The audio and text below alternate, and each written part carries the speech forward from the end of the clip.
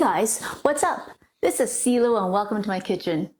We're going to be making a really popular Filipino dish today.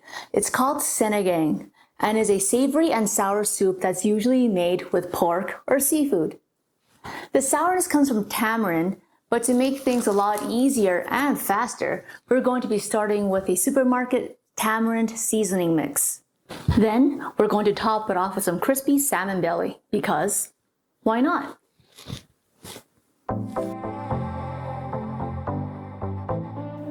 We're using Mama Sita tamarind soup mix, but Knorr makes one too.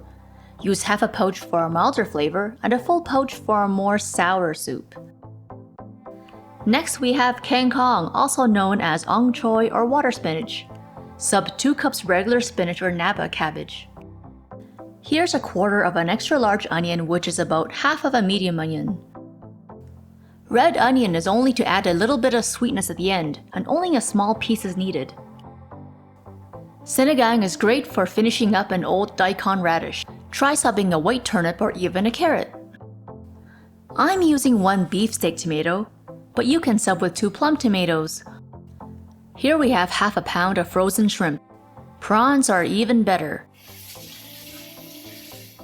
Use half a pound of salmon belly or fillet. Save a few strips for a nice crispy topper.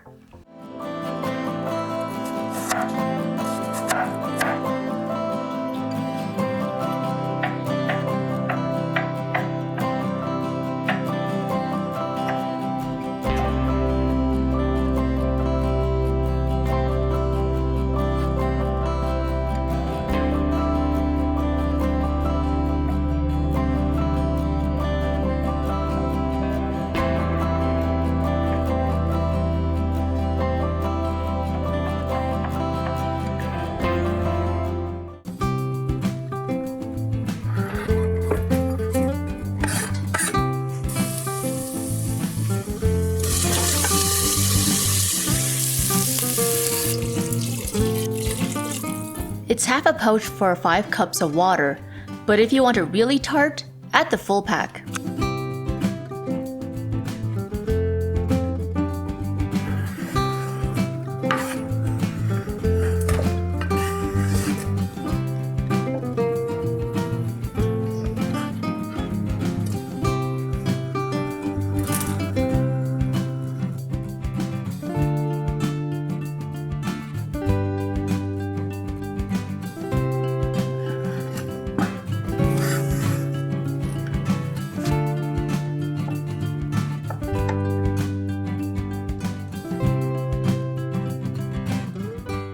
For the optional but nice to have crispy salmon sticks, season flour to taste with salt, garlic powder, onion powder, and pepper.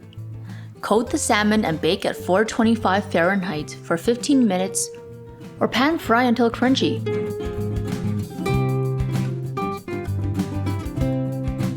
This is already really good, but the fact that we added the leaves and the onions right at the end makes it so much better.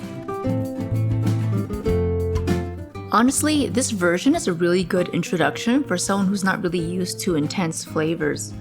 After this, they can try the fish head version.